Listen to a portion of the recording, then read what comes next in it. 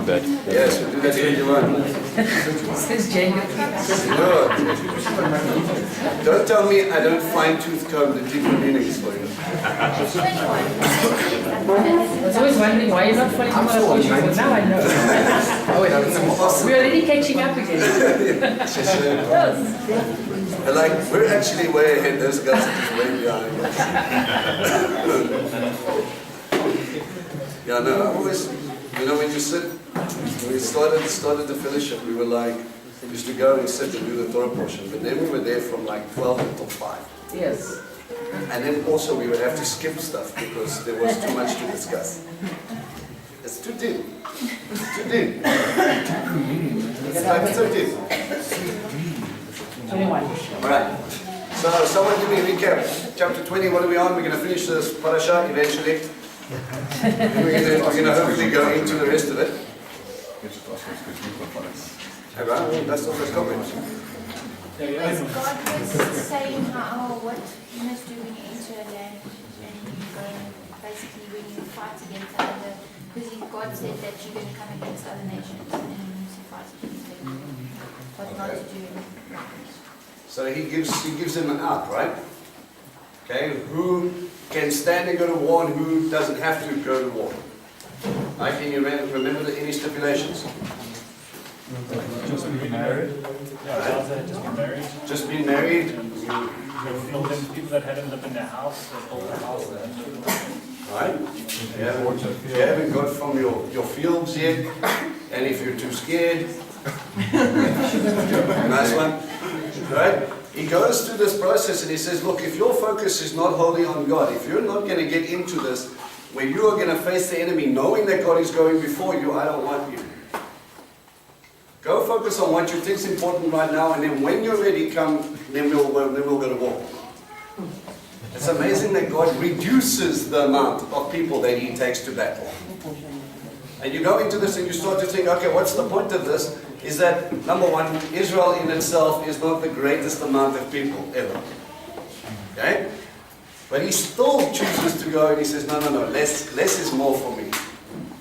I would rather take a little 12-year-old boy against the Goliath any day versus bring on a Goliath against a Goliath, or two Goliaths against a Goliath. It's not going to be a battle about superior force, number, or tactics. It's not going to be a battle about technology and laws, and it's going to be a battle against me and their gods, and we're going to see who's going to stand at the end of it. Are you focused enough on me? Do you believe that I can do this? Okay? So He challenges them and He says to them, all right, well look, if you're not in this, rather go sit at home. You're not going to be there first-hand account. I'm going to see what I'm going to do. Okay? I have pleasure. You're doing certain things. But if you're not fully focused, go back, do what you need to do. Get focused. Okay? Could you imagine being the ones that are like, yes, I'll leave now, thank you. And the first guy to leave the battlefield, I think would be quite interesting. Is that, which excuse do you have? For the rest of your days. Yeah. And remember, the biggest thing that we took away from them, there is going to be battle. Right? No matter which way you turn, if you're walking with God, one time or another you're going to come up against an enemy that doesn't like you. Too many times we sit and God uses a person, or Hasatan uses a person to come and test you. Do me a favor, don't beat up the person. Why can't you understand me? I have this image of, Homer Simpson had bought the entire car. What is it? Oh, it's before your time. Sorry. Look, we get stuck on what the people are saying. We get stuck on how they bring it to. But sometimes God will use other people to test you, to test your heart, whether you're doing something for Him or not. And other times, Hasatan will be able to pull strings with people, and they will get so upset, so angry, so frustrated, and they don't even know why they're so upset about it. Lovely. You need to start looking behind them. You need to start asking the questions. All right, Abba, if this is what I'm going through, what do you want me to see from this? You know, when you came back from Israel, you have this lovely period. After baptism comes testing. Right? I wish I was wrong. You're still in the wilderness. Yeah. But you come out that water, and especially when you do it on an Israel tour, right? So you go over there and you're with God the entire time, and then you decide, no, okay, in the Jordan you rededicate or you get baptized for the first time, and you come out that water and you're so focused on God because that's all you're doing. That's all you're there for. You know, 10, 12 hours a day, Bible study. That's all you're focusing on. And then you climb on an airplane and then you come back here. And your old life, with your old responsibilities, with your old issues, with your old friends maybe, with your old work, and everything now is just like push and pull. Me in my old self versus who I want to be or who I was on tour. And there's a struggle. You know? Old creation versus the new. After Yeshua went, and he was mikvah, he was baptized, John the Baptist, right? He doesn't get back up and go back to his hometown and sit down and have a good time. It says he got up and the Spirit drove him into the wilderness for 40 days, right? And he was tested, okay? Very quickly. There were 3 tests, all three going into 3 deeper things. Can you remember? First test was about? Provision. Food, provision, physical food. Okay? Bread, stones. He had fasted for 40 days. Not just any fast, just probably dry fast, right? No food, no water. Miraculously sustained, just like Moshe was on Mount Sinai. And he's sitting over there and he goes in and he says, all right, that's the first thing. So he attacks the outside first. He attacks the body first. And Yeshua uses scripture to rebuke him. Because again, how's it done? Not live by? No, right? With God there is sustenance. With God I will be sustained. The next one. The next one is emotional. It's pride. Pride. Okay, what is a physical example? You should step off the cliff and the angels carry you so that you don't go. So you don't even bump your little tootsies. If you are the Son of God, don't hurt your tootsies. So the angels will carry you around just so that you don't have to bump your toes. I wish. It's about you. It's not about God. It's not about what God's going to do. It's not about whether you are doing the will of the Father. But eventually, in many cases, it's still sad today that we get so stuck on your ministry. What God is doing through you, it becomes about you. It's not about you. It's about Him. Yeah, but I feel. Yeah, but I want. Yeah, but we should. No. Walls are hard. Running into them is not recommended. Trust me on this. That's Abba. Stop, breathe. What are you wanting from me? What are we doing? You're in partnership with Him. Okay? So it's not about you. Third text. Shortcut for his ministry. Who is? Who's your God? Who is God? Right? I will give you all of this. And that's when people stop and they think it's about physical. It's not. It says, if you bow down and worship me. He attacks the innermost part. So it starts outer court, then he goes into the inner court, then he goes into the Holy of Holies. Who is God? So he could have had a much more comfortable life and received the wealth of the world. You just got to do one thing.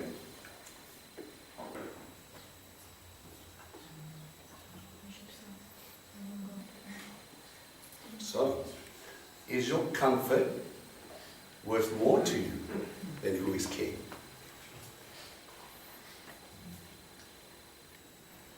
Yeah, but Vince, can't we have both? Surely there's a verse in there somewhere. That's not like that. No, I've looked, there is no verse. Look, when you look at Abraham, when you look at the blessings that he gives him, Abraham was no pauper, man. He was wealthy. God is not about just putting you and saying, oh, well, now you become a Talmud, you become a disciple, then you now belong to me, therefore you will now be a pauper. He's not like that. He says, seek ye first the kingdom and its righteousness, and the rest will be given unto you. He says your focus needs to be right. To bless you and keep you. Can you handle the blessing and still stay rooted to the Father? That's right. Said it before, I'll say it again. The biggest test you will ever face is too much. You become arrogant, you become prideful, and you don't rely on God. Yeah? It's like the parable with the talents. It's about what you can handle. What they were faithful in the little, and then someone got in charge of cities. Knowing that you're being held accountable to someone, knowing that this is not about you, knowing that it's not about your wealth, knowing this is not about your job, this is not about your career, this is not about your comfort zone, this is about what God wants from you, where He wants you. What are you supposed to be doing with this life He's giving you? What are you supposed to be doing with this house He gave you? What are you supposed to be doing with this family He gave you? What are you supposed to be doing? He's so focused on how you teach your children, how you lead your wife, how you work with your husband, how you go out with your family. And everything else is tools and mediums to be able to do so. You can climb in your car and you can drive here. So you can learn the Word of God. Amen? God willing. Right? You can open up your house and you can bring people in and you can teach them about God. You can take your food, which God gave you, and you can put it in front of your guests, and you can be hospitable and give from God's bounty. And you can say, eat and be satisfied, because God has blessed us. Not, oh no, now we have to go buy groceries again. Got to have that shift of focus. Everything you have is His. And He's giving it to you as a steward thereof. What am I doing with it to be able to give Him glory? Okay? So again, He goes up and He tells you, you're going to be battles, there's going to be testings, there's going to be hard times. But guess what? Yeshua's already overcome. He's given you the blueprint on how to do it. And the first thing, and one of the most biggest things, is take focus of self and focus on Allah. Because if I can just keep my eyes focused on Him, then when I climb out the boat like Peter did, I don't worry about the wind and the waves. I don't worry about the attacks. I don't worry about what's surrounding my city, like Hezekiah. I don't stress about it. Elisha's sitting there, you remember? Elisha's servant. What are we going to do? How are we going to cope? What's all the rest of it? And he's just like, just cool your horses, bud. Abba, open his eyes, please. And then he saw angels, fiery chariots, ready to go to battle. And then he stopped and he realized, oh, actually the battle is not mine, it's God's. And look who He sent. If one angel could take out an Assyrian army, just imagine what was facing this little army they came to surround to take out a prophet. You need to understand who you are. When you get stuck looking at your mountains, you get stuck looking at the battle, we start to panic, we get overwhelmed, we get flustered, we get frustrated, and you forget who's in control. He's either on the throne or He's not. He's either with you or He's not. Is He going to war before you like He promised? Yeah, but I don't see Him. Is God unfaithful to His promises? Heaven forbid. So act like it. You were made to go and take on these places so you can cleanse them. This might be your calling. This might be where we are right now. You could be in Joshua mode and you go, guess what? We need to lay the foundations for the guys that are coming up after us. We will face the battles now so they can have peace. But the testimonies of what are going to come from our lips to what we saw God did is what's going to set them up to understand what was sacrificed here. So what foundations are you laying? What are you preparing? What is God doing through you? You know, when I read that thing, like, God will fight your enemies, right? Forces larger than yours. Don't be afraid. You were made to take on more than what you think you can handle. Because the simple fact of the matter is you're not handling it. It's impossible for you. And if you're facing something right now where it is impossible for you, smile. Most of us want to cry. Have a moment of, what do I do? Where am I going? Abba, have you lost your mind? Have you lost me? Have I left you? What's going on here? Please give me clarity of thought. Either I've run away from you, or you've run away from me, or either I've stopped loving you and you stopped loving me, but help me meet in the middle. Tell me this is not the process every person goes through when they come up against it. And you just have to keep quiet, calm the spirit a little bit, and ask the question, Abba, are you still with me? And if you get that peace, and then you're like, all right, Abba, let's go. You stand in front of me, I'll stand behind you. You weren't meant to stand in the front line. He says he will go before you. And you can stand there and hold his hand and go, you know what, we will always be the majority. Little you, big God can take on the world. Because he holds the world. So why do we think that he cannot handle our situations? Why did he put you in that situation? If you have not left him, if you have not run away from him, if you have not sinned and put yourself in that situation, then he's allowed circumstances to come to a point where he's brought your enemies to you so he can prove a point to them and remind you who he is. All that investing, all that time, all that God in you just to get you to that place where you can handle what he's going to do next.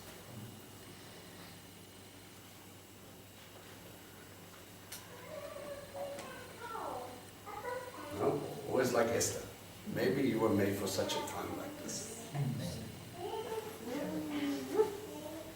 You get pushed, and you get pushed, and you get pushed, and you get pushed, and you're sitting in the front line.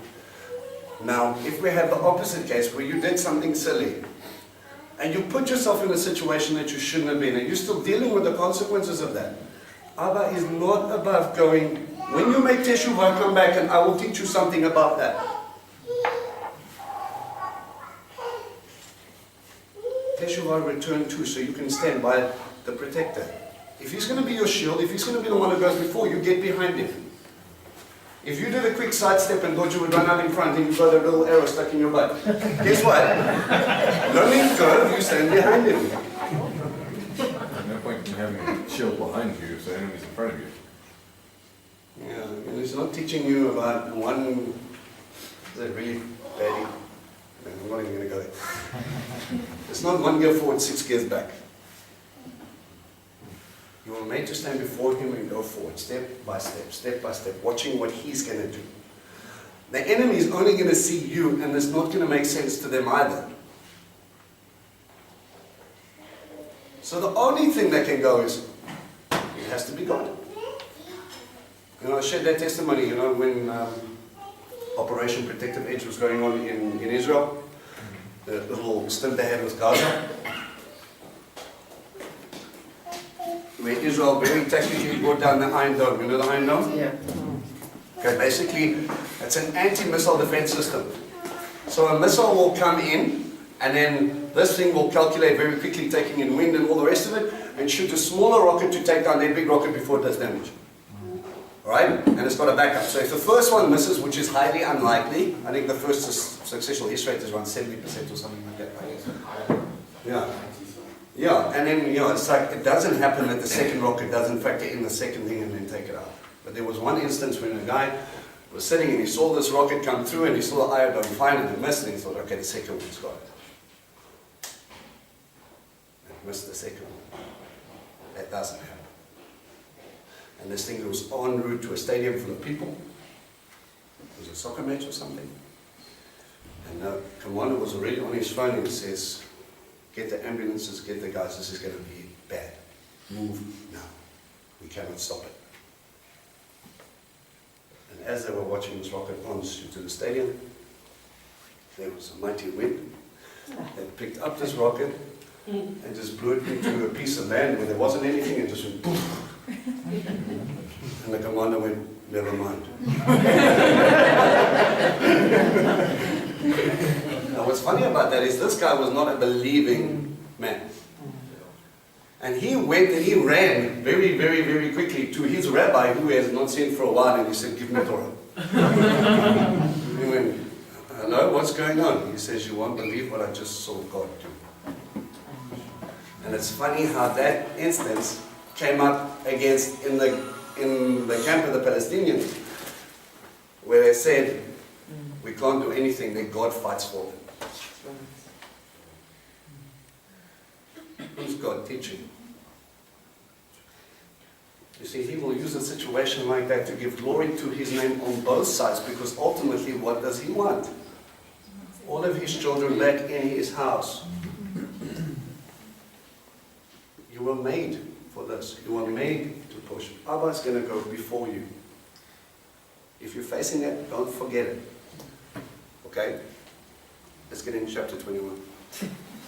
Obviously, someone needed this.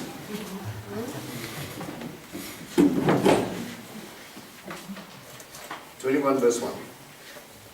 If in the land Adonai your God is giving you to possess, again, he reaffirms time and time and time again, this is the land that I'm giving you, this is the land I'm giving you, this is the land that I'm giving you. So when you get into that land, don't doubt that you've been put there for a purpose. Don't forget that you've been put there for a purpose. How many of you have had a promise from God that maybe took a little bit longer than what you liked? But he says, all right, this is what I'm going to give you. And then there was like a silence. And then he goes, remember that thing I'm going to give you? Still hasn't come yet. Anyway, yes. No, it's going to happen. But when he brings it into fruition, he reaffirms it again and again and again. It's just, you know, we've been going through with Tanya, looking at Abraham and Isaac and all these things. And he goes, yeah, no, don't worry through your seed. Yeah, but Ishmael. I've heard you about Ishmael, but don't worry through your seed. And he waits and he waits. Years and years and years. Nothing happens. Remember that kid I'm going to give you in that land? Yeah? And then he waits and he waits and he waits and he waits and he waits. Then he goes, now stand before me. What? He sat there and he prepared him. And sometimes I think it's more about us than it is about our, right? It's not that he's slow to give, as some people think, right? The verse says. But maybe it takes you a while to wrap your head around what he's going to do because you can't see it happening. You never even thought about it. What are we going to do even when I'm there? What am I going to do with this? And then all of a sudden, switch gears, ping, ping, nothing changes, you haven't done anything, and God brings it about in a day. And you're just like, okay, we're here now what? Well, why do you think I gave you the 7 years to think about it? I want you to prepare your mind already for when it comes into fruition. You have a job to do. You have been placed there for my purpose. And this could be anything from giving you a job to moving country. Wherever he has put you, he's put you with a purpose and the knowledge that you're going to a place that you have work to do. Don't get stuck on the physical. Focus on the spiritual. That's right. Abba, why did you put me here? Who needs this? And when I say this, I mean all of this. Your unique gifting. Your preparation, what God has put in you, molded in you. Let me say it this way, invested in you. And if that doesn't sink in, God squeezing himself into time and space, taking little you and teaching you lesson and lesson, breadcrumb for breadcrumb, manna, manna, manna, manna, he's almost there, manna, manna, manna, manna, manna, manna.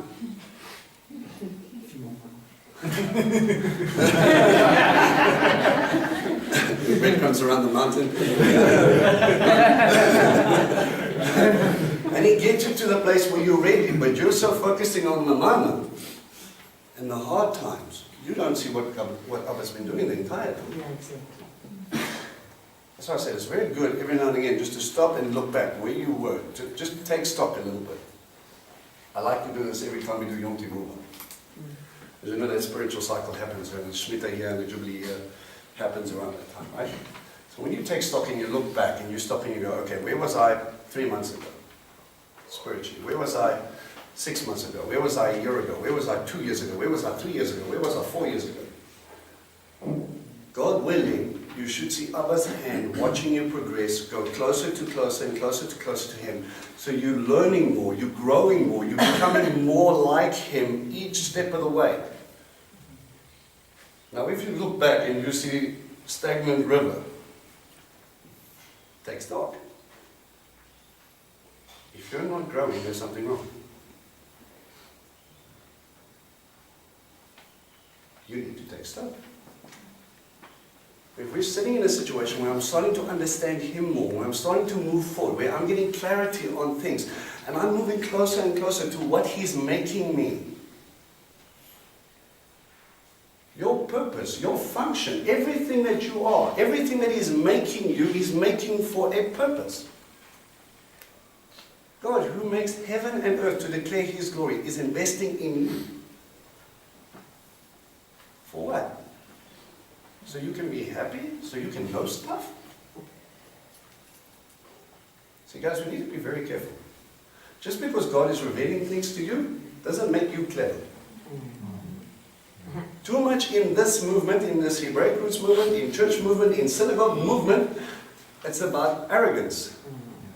We have the truth. Our church knows everything. Your church is not. And if you have a slightly different slant on stuff, you're obviously delusional. That's causing division. And all of a sudden, I look at a Jew, and I look at a Methodist, and I can't see family, I see them.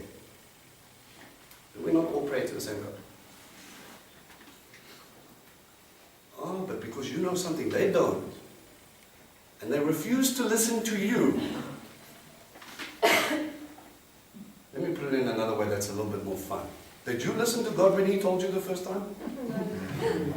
So what makes you so special that they need to listen to you if you didn't even listen to God? How patient was He? How loving? How nurturing? To get you to the place where He goes, okay, finally they understand. Mana. Come on, we're almost there. To get you to that place. So when I move you and I put you in that position, man, they're going to see me. That's the point of it all. When I get you into this land, I'm giving you to possess, but remember, this is my land, says God. You're a tenant there. You are there because I put you there. This is my gift to you, to sit at my feet daily. Don't think that you have some special invitation now because you've achieved something grand. That now all of a sudden it's all about you and God does it just because you're awesome. You know, there's one pastor that says, you know, he was talking about himself. He says, it's amazing how you think when you hang the title pastor on somebody that you think they don't struggle with the same sins everybody else does. Wrestling, not succumbing to. And he says, how's about we take your thoughts and we stick it on the screen for everybody to see over the last 24 hours? Let's get to the heart of the matter. Let's see the toothpaste. How many of you would enjoy that and it still claim to be know-it-all, intelligent, beautiful, and all-knowing? Well, all of a sudden when we start looking a little bit inward, we start to realize that we haven't arrived either. We need to get on God's agenda. It's about family. It's about everybody coming to the Father's house. And if He has prepared me or you or whatever your calling is, to be able to help facilitate that, to get people to see God the way He's meant to be seen, not the way man has told Him to be seen. To be able to show them love and mercy and patience, even though they might be wrong. Maniacal laughter. Vince, you must come down.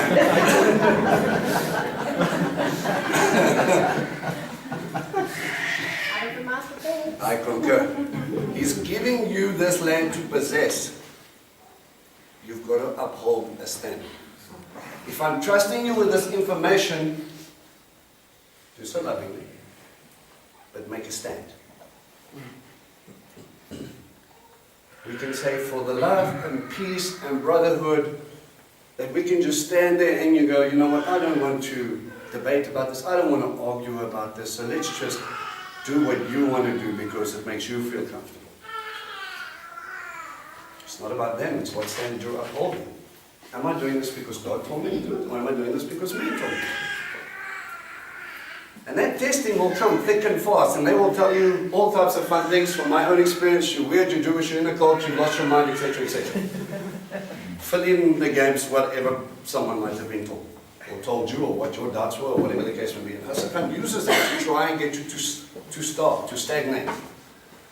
But if you stand up and you say, I'm doing this because Abba has shown me this. I'm doing this because He has called me to do this. I'm doing this for Him. I'm not doing it for man. That's when that manna starts to take seed. And that's when that tree starts to grow inside of you. And if you look at the parable of the sower, what was the seed? Ole. Okay. What was the seed? The Word. The Word of God. He was sowing the Word. And if you go back to Gan Eden, all the way to the beginning, there was two beautiful trees. The buzzword, there were lots of millions of trees, but there were two that were mentioned. There's, look at the tree of knowledge of good and evil, and of life. So He gives you the tree of life. And which one does He say you're not allowed to eat of? Did He say we're not allowed to eat of the tree of life? So why didn't we eat of the tree of life? Now if Torah comes into the thing and He says, I put before you blessing and life, curse and death. You see, there's something funny about that pre-program. God gives us a very in-depth picture of something. If you look at any fruit, the fruit of the Spirit, the fruit of God, the pre-programming for that fruit is in the seed. If you plant a watermelon, mangoes are not going to arrive. You will be disappointed. Just saying. You will know the tree by its fruit. So what seed do you have implanted in you? What are you ingesting? What are you allowing to grow up inside of you? Are you bringing arrogance and strife, and it's all about me, and it's all about how I want to do it? If it's all about, I can tell you which tree you're putting in. But if you start to say it's all about Him, it's all about His way, it's all about His word, it's all about Yeshua, who was the Word, who gave life.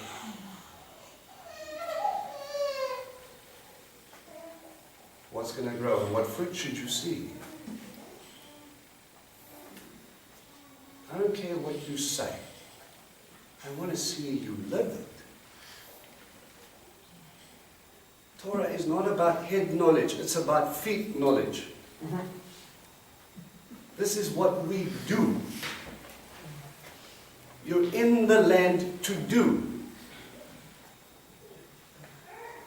You will possess it, you will take hold of it, and then you will achieve.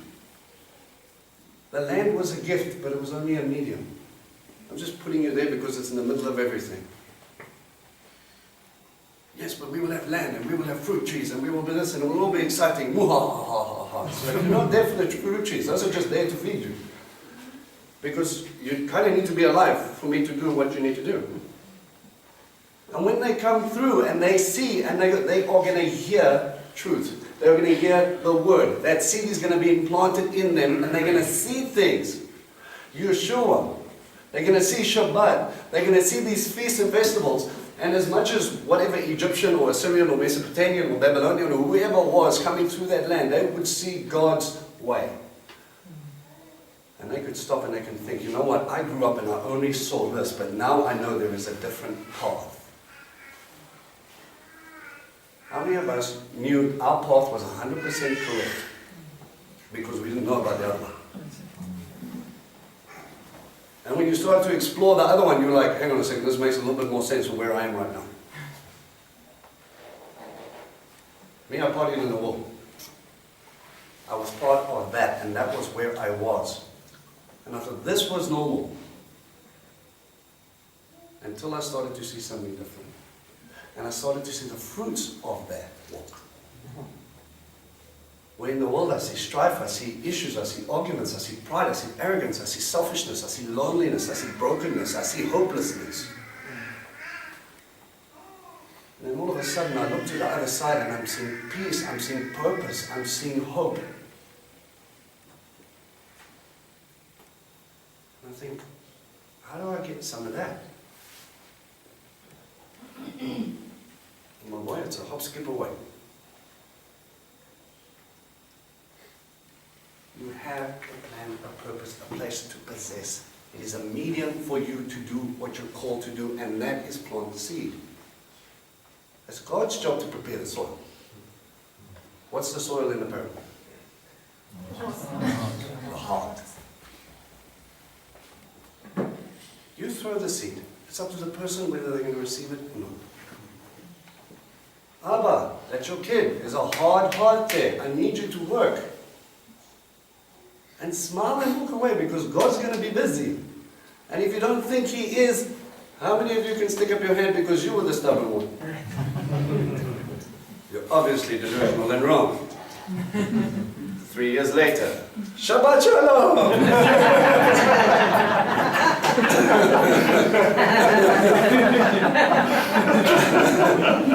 What happened here? Abba smiles. Says, while you were praying, I was working. I was busy. They didn't even realize it, man. But then all of a sudden, someone came and then they just saw fruit. They started to see a little bit of a tree pop up. Started to feel a little uncomfortable at first. And the more it was nurtured, the more it grew, the more you started to see a different type of fruit. It's there. You just got to understand it. You're there for a purpose. I need to lay this thick because what comes in this portion seems hard.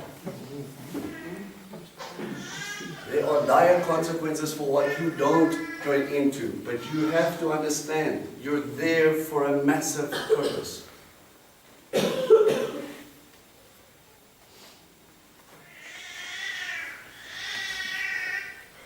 It's giving you to possess. A murder victim found lying in the countryside, and the perpetrator of that murder is not known. First problem, why is there murder being taking place? Someone skipped the line in Torah. Yeah, right. No, I didn't. I said, oh no, he's giving you land to possess. I said someone. Oh, you're like, oh, they just, you didn't fill in the blank there. Yeah. No, you know, we were just skipping through the fields and I accidentally hit someone on the head. Then your leaders and your judges are to go out and measure the distance between the murder victim and the surrounding towns. Why? He's closer to it. Why? Because I want the land. Once this. Okay, spiritual application. Maybe that person belonged to that town. Jurisdiction. It's closer to you, so therefore you guys will have to sacrifice. Okay? If it happens in your territory, you are held accountable. Oh, nice, no? So what happens in your fellowship, you're held accountable. If you think it's only me and the leadership, you're wrong. Oh, there's such. Now we're going to sugarcoat this. If you know of something where someone is mucking up, you go and you try and correct them in love. And if they won't listen to you, fetch a brother and you go sit and talk to them. And what does the word say if they don't listen then?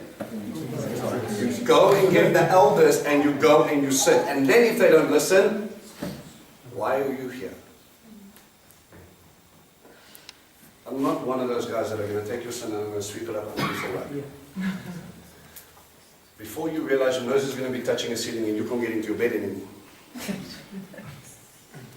We deal with issues here.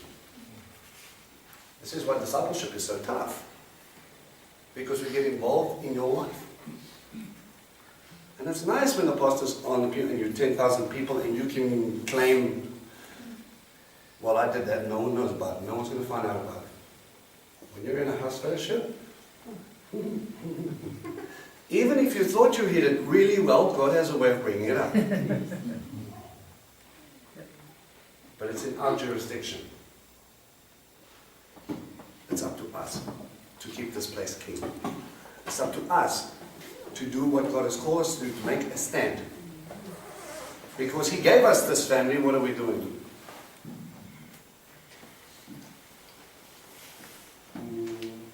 Verse 3.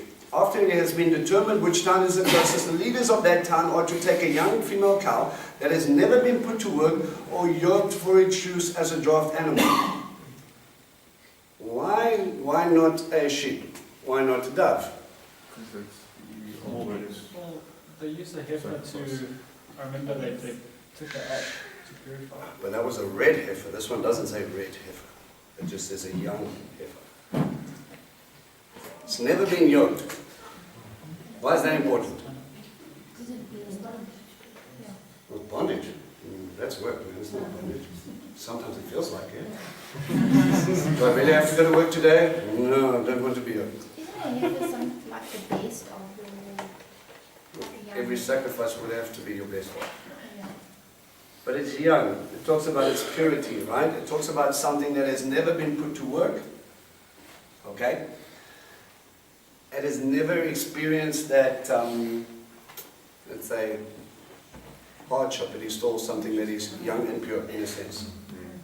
Okay? As much as red, or as much as heifers can be young and pure. Right? The leaders of that town are to bring the heifer down to the wadi with a stream in it that never dries up. So not a river that is stop-start. This is a perpetual flowing river. Why is that important? Living waters. So what does that mean? To wash it away.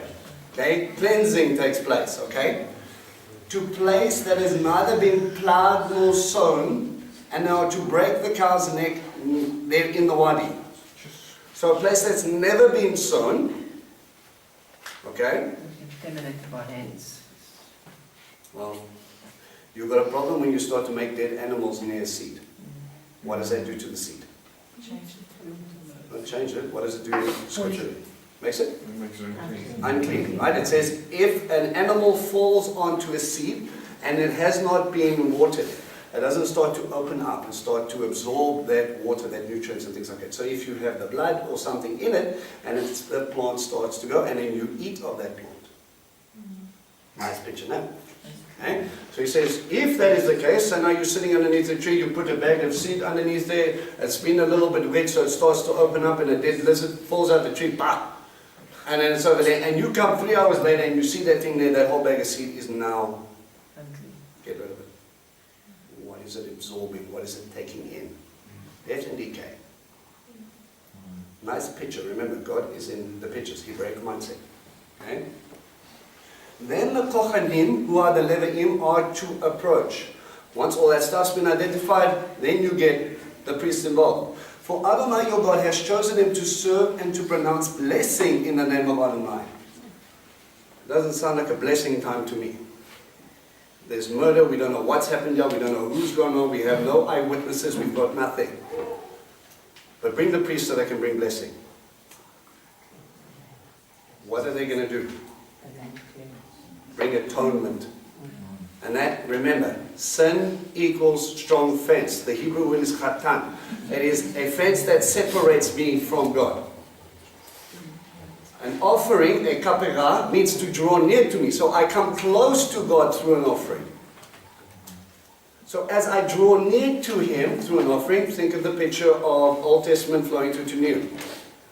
Through Yeshua, who is the sacrifice, I am able to come near to Him. Though I am atoned through the blood, I am able to remove the fence. Are you with me?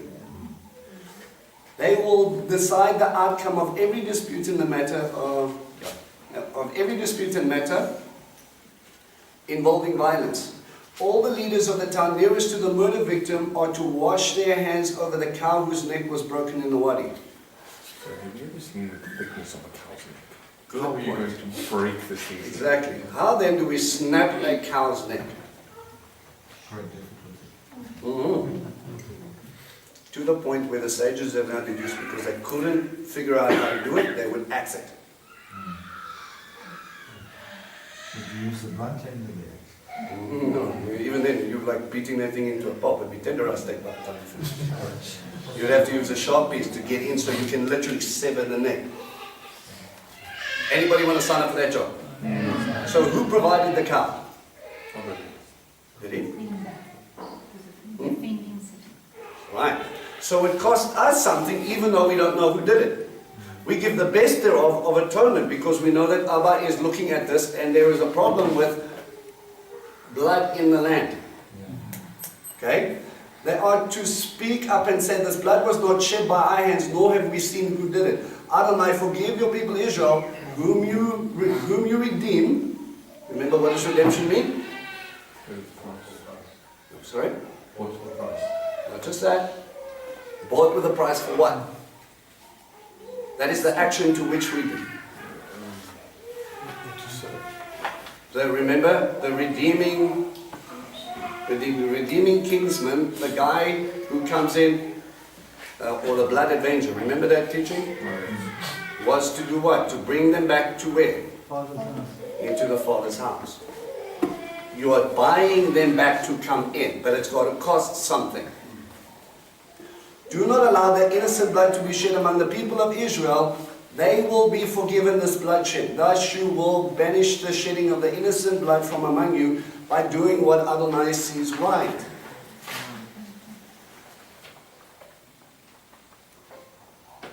If you look at Numbers 35 verses 33 to 34.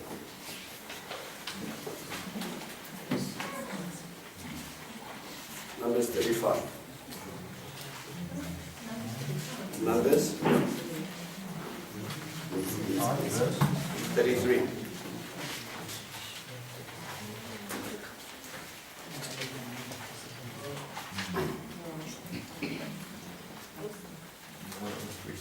It might be 32 in your Bibles. It might be, just check.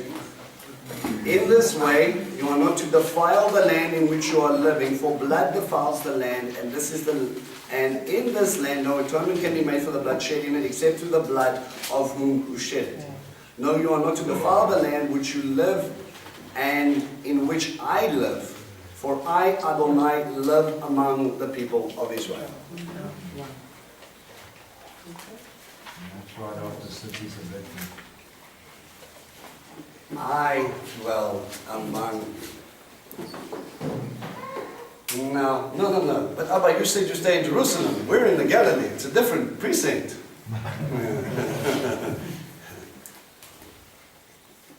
Precursor. Get the picture. Sometimes I find it funny that people will cover up their sin. Like people do it in general. No one else has seen this.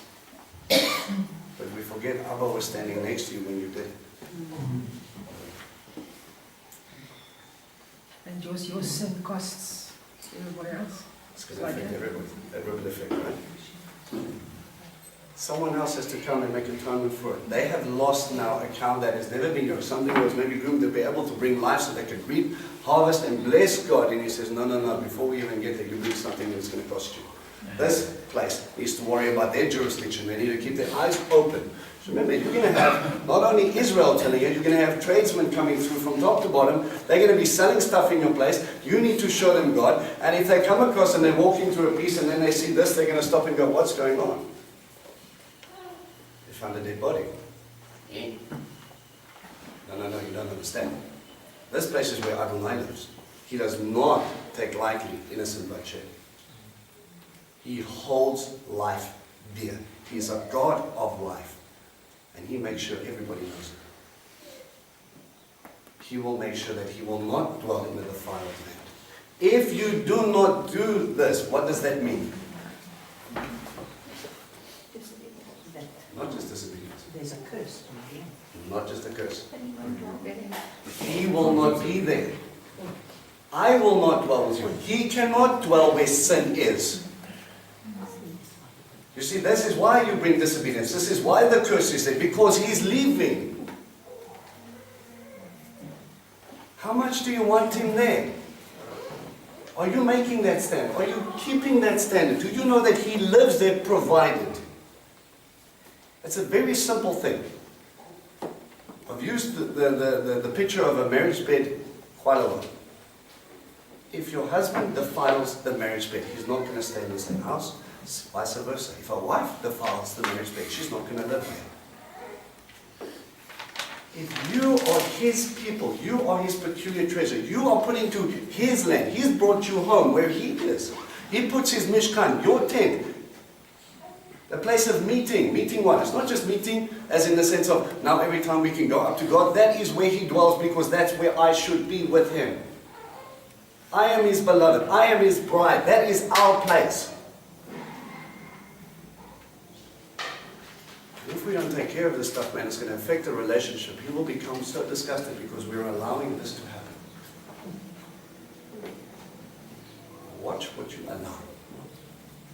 Take your stand. You are there for a purpose. It is a big purpose. If we cannot even show them that, you know, God of the Old, especially this God of the Old Testament, who just like vengeance, judgment, and all the rest of it. No. He's a God of life. And he is so protective about it that anybody who starts to defile that, he's going to hold accountable. Because if he doesn't take a hard stand against those who destroy his creation,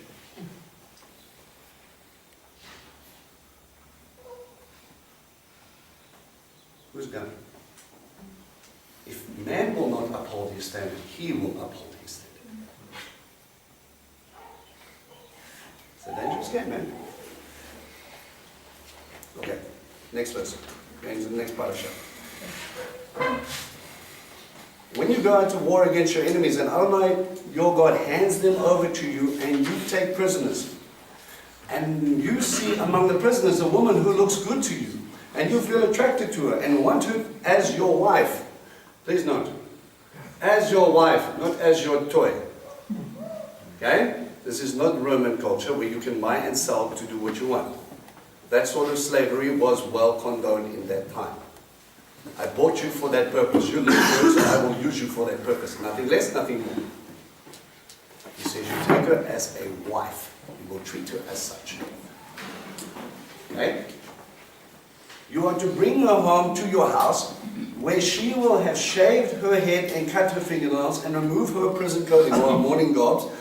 She will stay there in your house and mourning her father and her mother for a full month, after which you may go to have sexual relations with her and be her husband, consummated. And she will be your wife. Now, why is that important? So you see a lacquer sticky, you take it home, you keep it in your house. But then you're like, oh, okay, wait. Before, just got to shave your head quick. Your mourning garb and all your jewelry, thank you very much, stick it in the corner. Why? That's a Nazarene vow. Huh? Nazarene vow. Yes. No, she's not going into a Nazarene vow. She doesn't even know anything about The it. gods that they worship is to Could be. Maybe she was wearing something that they took from idolatry. In many cases, when you see conquering kings coming and another kingdom is lost, the ladies would adorn themselves even more beautifully to attract the new king or the captor. So what does he say? Shave the head, take off all the pretty clothing, cut the fingernails, stick it in the corner for a month. do you still like her? Yes. Welcome. So if we took all the beautiful ladies, Yeah. Give a guy a chance to maybe change his mind to see what she's really like. take off makeup, take off She's the really ugly. Where's Saint John? That's the taste. Take off all the rest of it and deal with her for a month. Do you still want it? That's good. Just hang on a second, hang on a second. Okay. Pulling out of the hair, shaving of the head for mourning. That would be a practice done by, so like generally they would rip the hair out and sort of thick the It says shave her head, not abuse her. yeah. That was So they would cut patches in and rip out pieces for their head, as in when they would mourn, and especially in pagan practice, right? yeah. That's what you're alluding to. Okay? He is protecting both parties here. God sees a man who's looking for a wife, sees something absolutely stunning. He cannot believe he has not found someone so beautiful in his life. And then God just says, stop for a second. Look at the person, not the exterior. And this woman, who by all rights, in every custom known to man, besides God, is for the first time being protected. She has no rights, according to anybody, in any Hittite culture, in any sort of legal code that we found. There is nothing. And God says, treat this one right. You let her mourn finish. You let her deal with herself. And then if you still want her, if you don't, you set her free. But I have to point out, you have to see that God's heart in this chapter verses where in 20, he says, don't, I think it was 20 or 13, sorry, yeah, 20 from 13 to 14, where he says, he's telling them first you have to kill every male Good by point. the sword, and Good not point. Why? because they, But which people is he talking about? Remember, he says when you go to war. So you have the specific area of Canaan, so bad circle, but there it is. He says when you expand your territory, these people you will annihilate, you'll get rid of.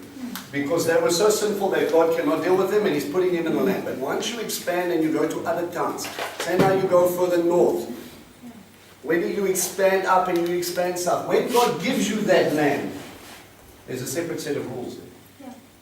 Okay? So you have to check which territory you're dealing with here.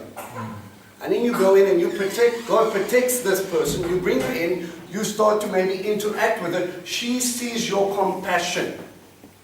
She sees your restraint. She sees your God. And that maybe when you take her to be your wife, then she won't be so kicking up against it because she's never experienced anything like it before. He could have just taken me. Why did he refrain himself? Why did he give me time to mourn my family? Why did he give me a choice? Now he treats me as an equal, not as a captive. What is with this guy? Why did you do this? Because I fear God above all. You can look at, and guys, do me a favor, more ladies as well. You can look at the most beautiful person physically that you've ever seen in your life, and you can go, wow, that is absolutely stunning. And then they start to open up their mouth and you go, wow.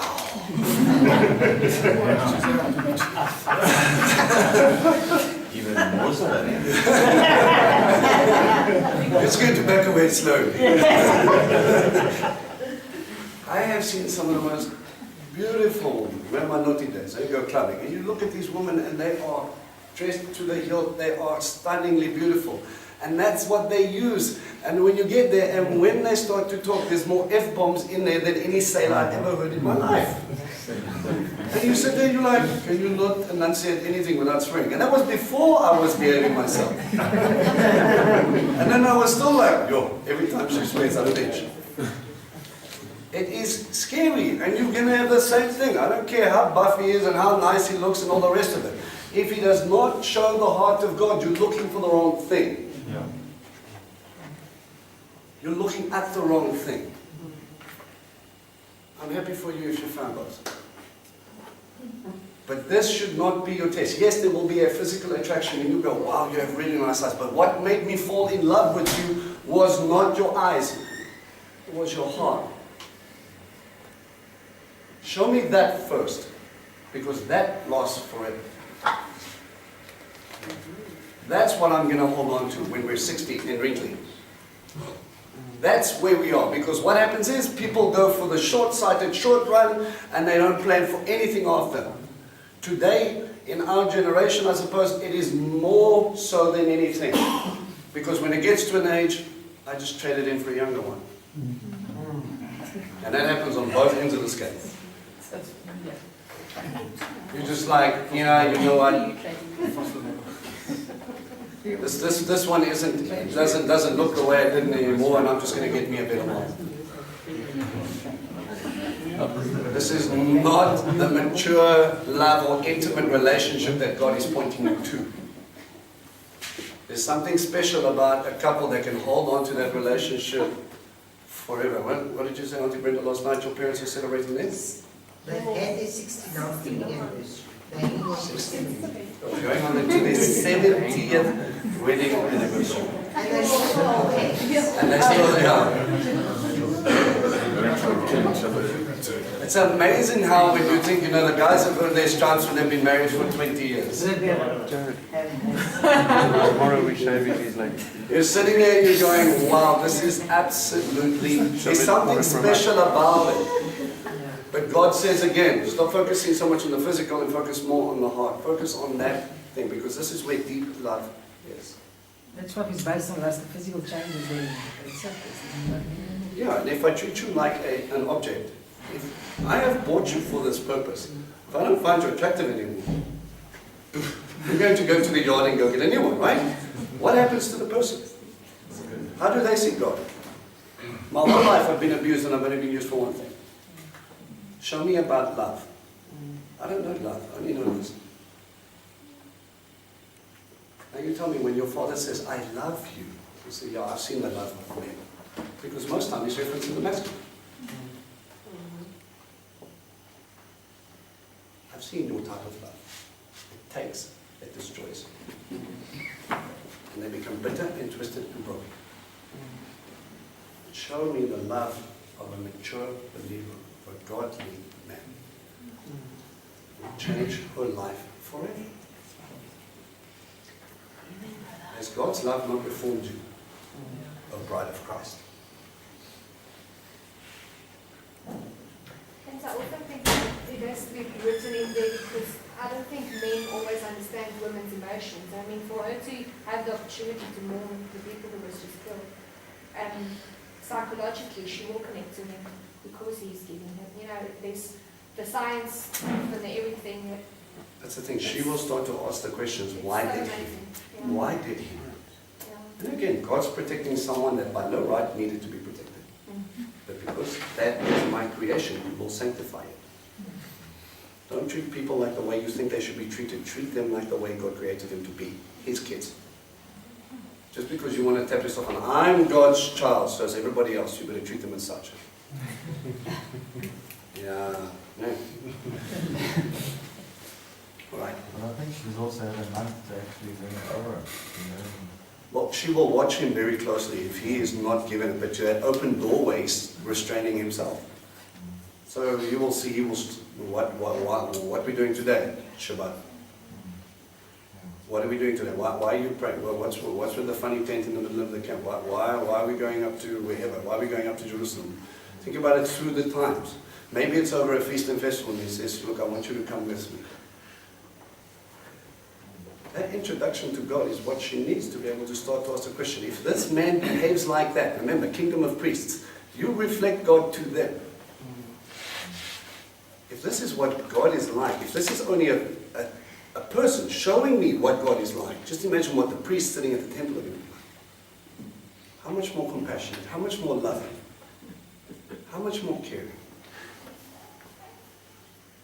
It's a tough thing when we think about it. If you are a kingdom of priests, are you showing that? Are you showing compassion? Are you showing mercy? Are you showing love? Are you showing Him? But it's also the way that he portrays Abba to her that brings the real freedom to her. Remember that when you're busy dealing with other people who don't know Him and other people who think they know Him. Your argument is not going to save them. As much as you want it, it's God switching on the lights that He's going to save you. In the event that you lose interest in her, you are to let her go wherever she wishes. But you may not sell her for money or treat her like a slave because you humiliated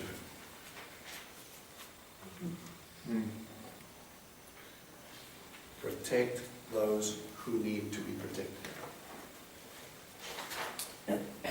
If a man has two wives, the one loved and the other unloved, and both the loved and unloved wives have borne him children, if the firstborn son is the child of the unloved wife, then when it comes time for him to pass his inheritance on to his sons, he may not give the inheritance due to the firstborn to the son of the loved wife in place of the son of the unloved one, who is in fact the firstborn.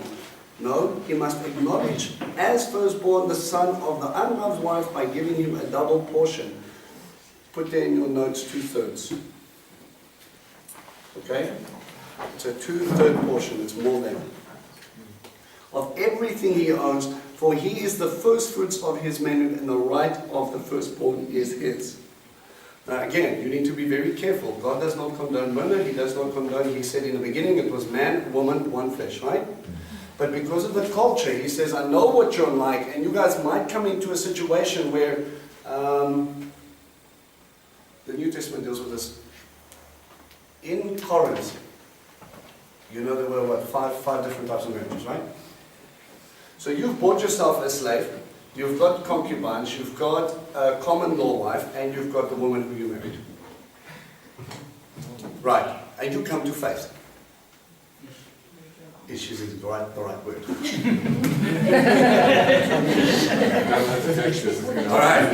Now you come in, you tell me about marriage, and you tell me beauty, and you tell me this, and I'm looking at home going, I think I got it wrong. What do I do now? Do I kick them all out and shame them? Who's going to look after them? No, you don't. Says, you know that slave that you bought? You don't touch her again, but you treat her like she's your wife. As in, you provide for her, you look after her, she's part of your household. He says, you've got to now deal with the situation by not shaming them, because you cannot humiliate the person just because now you have the understanding of truth. God was there from the very beginning. You have to be very careful. You come into the situation, and I mean, a lot of evangelists deal with this now, going up into Africa and things like that, where you, okay, so now let's, for argument's sake, our dear president, who's struggling now, he comes to faith, and he all of a sudden has this realization, and he looks at all of his wives. Does he shame them all? Or does he keep providing for them, keep looking after them? I mean, do we keep providing for them?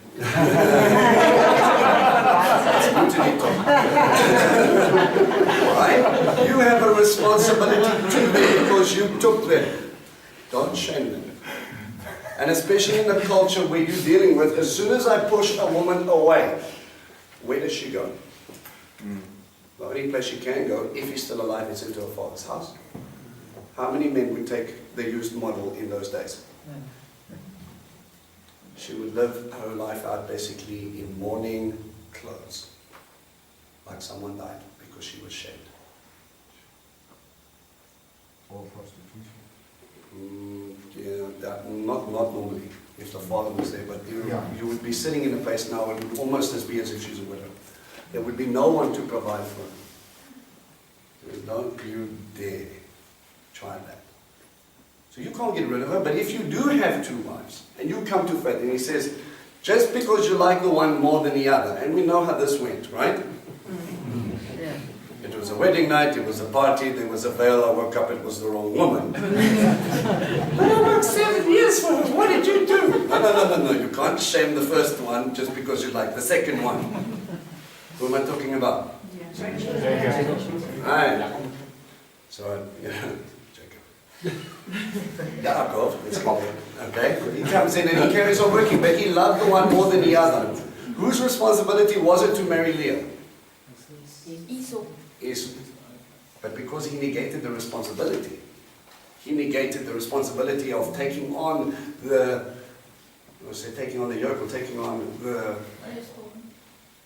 provision, to take on the household, to take on, when you come into that point of the patriarch of the house, it is your job to look after everyone. Your provision, you make the decisions for everyone in it. Everybody's wealth comes into your coffers, under your control, and you go, all right, this is what everybody needs. If someone needs something, they come to you. And you're sitting here and he says, your firstborn, just because you want the other one to be, you create rivalry in between the two, and you're going to end up hurting them both. We saw that played out. Eventually, dear Jacob was, sold for a night because of some mandrake, which was an aphrodisiac of the time. It's like, no, you were sleeping there now, but I bought you. Get in the tent. Good Jacob. It's just like, what did I do? Right? It is not a good situation. And don't think that you can bring in your favoritism and absolve God's plan. But then I find it funny, because how many firstborns were overlooked? So which one inherited the blessing of the 12 sons?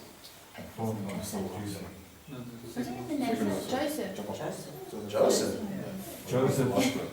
Okay, he received the blessing because Ephraim and Manasseh went up into the fold, so he got the 2/3 fold. Okay? Yaakov and Esau? Jacob got the blessing, even though he stole it.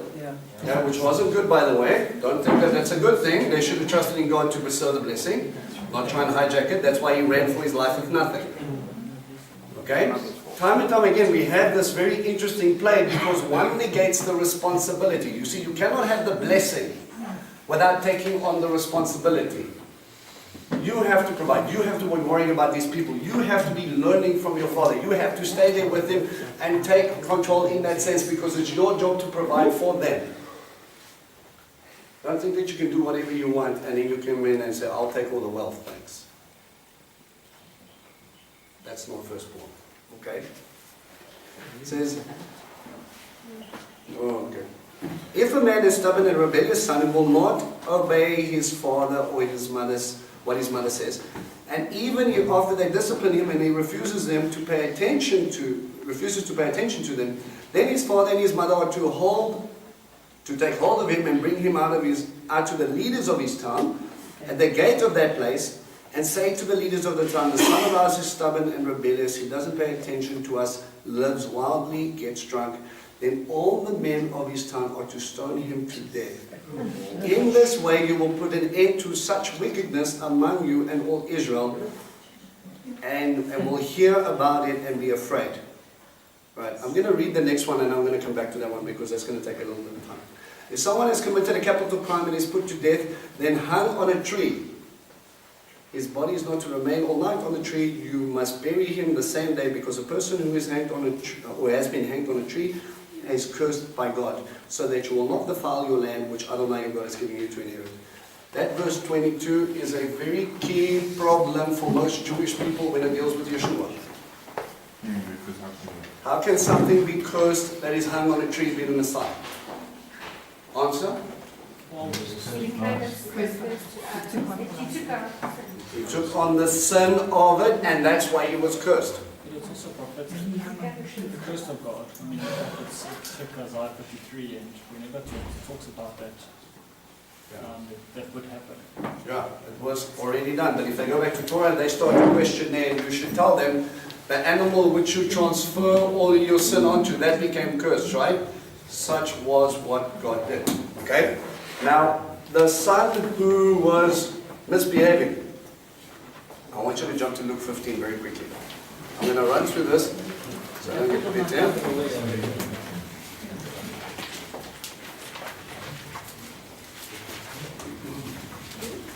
Luke 15.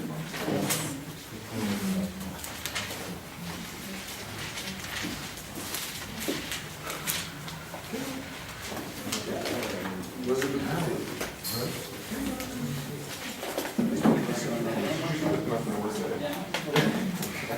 Yeah, 15. Okay. Now there's something that we're going to do. Yeshua is going to go straight through, you know the parable about the prodigal son, right? Okay? This is what he's alluding to here. This is something that they understood. Culturally, does not happen. Okay?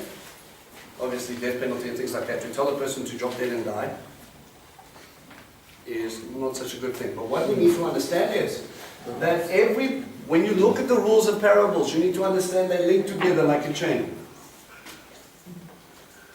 Okay? So you're going to get in, just like Torah, it's all linked together. Each parable, when he goes on from one parable to the next parable to the next parable, what is he doing? He's linking a central theme. Okay? So he's not in essence giving different parables, he's giving you one parable using different illustrations. Okay? Does that make sense? Alright?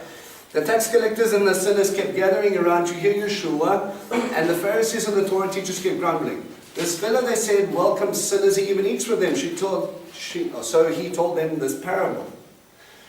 If you have 100 sheep and lose one of them, doesn't he leave the other 99 in the desert and go after the lost until he finds it?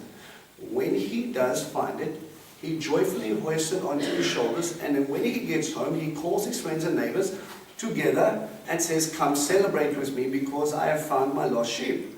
I tell you that in the same way, there will be more joy in heaven over one sinner who turns to God from his sins than over the 99 righteous people that have no need to repent. What is the theme? Something lost, something found. You're looking at something lost, then it was found. Smiley face. Big party. Okay? Now that you have that in your mind, listen to the next one. Another example, that woman is, she had 10 drachmas and loses one of these valuable coins, won't light a lamp, sweep the house and search all over until she finds it. And when she does find it, she calls her friends and her neighbors together and says, come celebrate with me because I found the drachma I lost. In the same way, I tell you, there is joy among God's angels when one sinner repents. Again, Yeshua says, a man has 2 sons. The younger of them said to his father, give me the share of the estate that will be mine. The father divided the property between them, and as soon as he could convert his share into cash, the younger son left home and went off to a distant country where he squandered his money in reckless living, boozing, prostitution, etc., etc. But after he had spent it all, a severe famine arose throughout the country, and he began to feel a pinch. So he went and attached himself to one of the citizens of that country, who sent him into the fields to feed pigs. Unkosher, unkosher, and even more unkosher. He longed to fill his stomach with the carapods the pigs were eating, but no one gave him any. Again, going back to Torah, what should happen to someone in our fields who's looking after our stuff? You have to take care of them, right? They eat off your table. They don't have their own little corner with their substandard food. They eat what you eat. At last he came to his senses and said, any number of my father's hired workers have food to spare, and here I am starving to death. I'm going up and go back to my father and say to him, Father, I have sinned against heaven and against you. I'm no longer willing to be called your son. Treat me like one of your hired workers. So he got up and he started back to his father. Now I've asked the question, is that teshuvah? No. Listen to his words. Father, I have sinned against heaven and against you. Where have you heard that before?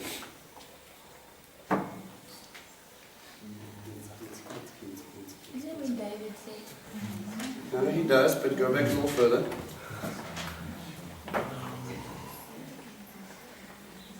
Come on, go back, come on, Tim.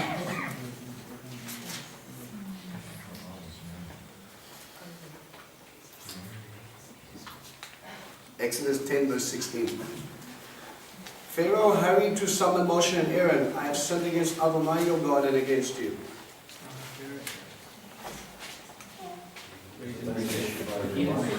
Now therefore, please forgive my sin this once and intercede with Adonai your God so that he will at least take away from me this deadly plague. And he went up from Merah and interceded for Adonai. Adonai reversed the wind and blew and made it blow very strongly from the west, and it took up the locusts and drove into the sea of Suf. Not one locust remained in Egypt's soil, but Adonai, this was like from plague 6.5. Adonai hardened his heart, and he didn't let the people of Israel go. They were going to suffer from starvation.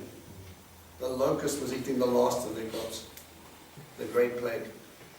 Okay? It was going to destroy everything. They were going to starve to death. He looks at them, and what saves them from the great devastation? A great wind. A great wind. What's Hebrew for wind? Ruach. So the Ruach picks up the devastation and pushes it where to? Into the Sea of Suf. The Red Sea. What separated the waters? The great Ruach. And what washed away the devastation? Who was coming behind them, looking to enslave them again? The sea. And he goes, all right, I hear Pharaoh here. You have sinned against me. You sinned against the Father. Sorry, which verse was on? 21. 21. Yeah, he says, I'm going up to get back to my father's house. Yeah. But while he was there a long way off, the Father saw him. And he was moved with pity. And he ran and he threw his arms around him and he kissed him warmly. His son said to him, Father, I have sinned against heaven and against you. What should have happened here? Why did the father run? Because the sound folks saw him, they would have stoned him. What was the mitzvah? Stoning. Yeah. The men of that town. Yeah. All of his servants would have looked at that kid and go, you have got so much chutzpah. Not only did you cause him, tell him to drop dead and die. Now you want to come back here. You've obviously lost your mind. He takes a risk coming back. Father is sitting there looking out to the fields and he recognizes his son from a distance. He doesn't stand there as a patriarch and his Lord going over there and look at them and goes, yeah, let's see what the little snotkop is going to do now. Very seldom do you see in Torah or in Scripture where the patriarch runs. Because it shames the patriarch, right? How do you run in a skirt? Not like, you don't lift it like this. It's just like that. It's called girding, right? You grab the back of it and you bring it up and then you tuck it into your belt. So you will start to show a little bit more leg than what you would normally do. But in the society, even today, you don't see a patriarch run. It is undignified, it is shameful. So they walk everywhere.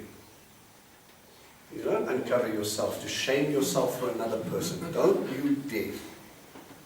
But the father, looking out to the field, recognizes his son and he says, I better get there before the others do. They don't know my heart. And he runs and he shames himself and he grabs him. What does he do? He puts his arms around him. He kisses him warmly. Now the son was coming there saying, I've sinned. I want to be a hired servant. And what the father saw was my son coming home. The son said to him, Father, I have sinned against heaven and against you. I'm no longer worthy to be called your son. But his father said, interrupts him. Check it. Listen to me. Goes and he tells his slaves, quick, bring out a robe, the best one, and put it on him, and put a ring on his finger, and shoes on his feet. You cover him, you show them that he belongs to me. And bring out the calf that has been fattened up and kill it. Let's eat and have a celebration, for my son of mine was dead, but he is now alive again. He was lost, and now he had been found. And they began celebrating. Being clothed with the garment of the Father. You are covered in the righteousness. You have a seal that you belong to him. Okay? Something lost, something found. Should be smiley face. But listen to what his brother goes. It says, now his older son was in the field, and he came close to the house. He heard music and dancing. So he called to one of his servants. He said, what's going on? The servant told him, your brother has come back, and your father has slaughtered the calf that was fattened up, because he has gotten him back up safe and sound. But the older son became angry and refused to go inside. Something lost, something found, no celebration.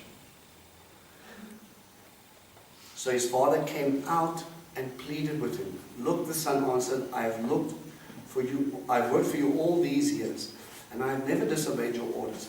But you have never even given me a young goat so that I could celebrate with my friends. Yet the son of yours comes, who squandered your property with prostitutes, and for him you slaughter the fattened calf.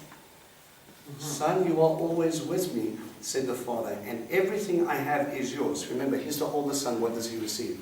2/3 of the inheritance. Look at what you have. What does he have? What does the younger son have? He doesn't have the land to work. He's not going to get paid out again. We had to celebrate and rejoice because his brother of yours was dead, but has come back to life. He was lost, but has been found. It's a funny thing that God uses two sons. And if we look at the funny player, you have Jacob and the household of Israel. You have Judah and the household of Israel. One coming back, father running, shaming himself to be able to clothe them, bring them in through righteousness, brings them back into the house. And he says, look at your inheritance. You're sitting at the father's feet. So what was he saying when he came and said here? Don't make like Jonah. Just because you don't like that person, those Assyrians, those bloodthirsty, pig-eating pagans, doesn't mean that God will not rejoice when they come home. If you have a disagreement with someone, he says, you know what, you love them like a brother because they belong to me. If I bring them back into my kingdom, I want you to celebrate, I want you to rejoice, I want you to party because they have come back to life. He doesn't say he was lost and then he was found. He said he was dead and now he's alive. Because he's come back into Father's house, he's come and he's starting to walk the path, and now he has been redeemed in a sense. He's now under my responsibility again. Where Abba is life. Out there is death.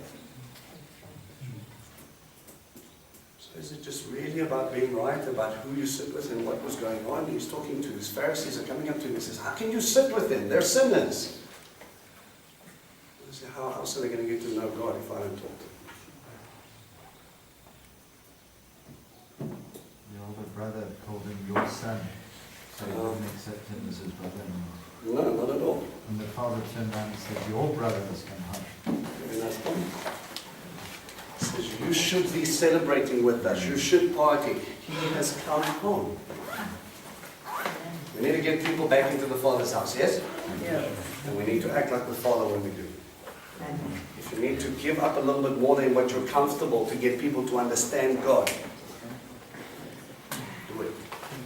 Any questions, any thoughts? And I just wanted to ask about Ishmael. Yes. He was the firstborn. Explain it. What? Now God, remember Ishmael, remember he was born to The concubine. concubine, what concubine? What? What concubine? What was her name? Hagar. Hagar. And Hagar was of which nation? An Egyptian. And even though she saw Abraham walk with God and all the rest of it, she said that if you go in after that, but when he releases them, where does she go back to? Egypt. Ishmael is a picture of the stubborn Israel who keeps on longing to go back the entire time. So wasn't he supposed to get the blessing? Yes, but he says he was a man of the field. So he went out and he was spending all of his time out there doing his thing. He wasn't taking care of his father's business. Let me put it to you this way. Yeshua said something very similar, right? He said he went up to the temple and then Miriam and Joseph lost him out and they went up and they went to him and they found him in the temple and he was discussing with the sages. And these rabbis were like, wait, who taught this kid? He's a genius. And then they said, where have you been?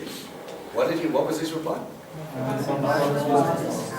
Did you not know I would be in my father's house doing my father's business? What are you responsible for? If you negate your responsibility, you will receive no blessing. God looks at the heart. And he sits and he goes, if you have refused to follow me, I will go to your brother. And Ishmael, unfortunately, went back and he followed, even though he was there, even though he knew Abraham, even though he heard the testimonies of his father, he still went back to the Egyptian way. And he returned because his mother, even though his mother, this is it, guys, it's sort of a Capernaum moment, right? Capernaum was elevated. Yeshua went and stayed there. He said it was his town, and he performed many miracles there, right? Right. And then when he went near the end of his ministry, did he say, Capernaum, well job, thanks for housing me, your hospitality was great, I'll see you next time? What did he say? Woe to you. You'll be exalted. So he starts with Bethsaida and Chorazin, but he goes, you Capernaum, will you be exalted up into the heavens? No. Why? He says, if the miracles that have been done in Sodom and Sidon, in Sodom and Gomorrah, they still would have been standing to this day, but you refuse to see. See, when you deal with God, you can either look at someone's fruit in their life and you can go, wow, look at what's going on. Can you see Abba through them? Can you see the miracles that were taking place? And I can go, thanks for the show. Pray for me when I want comfort, but then I live in the world when I don't. Or do you have to change your ways and go, well, this is truth, so therefore I'm going to sit here and I'm going to learn from him and I'm going to take care of my father's business.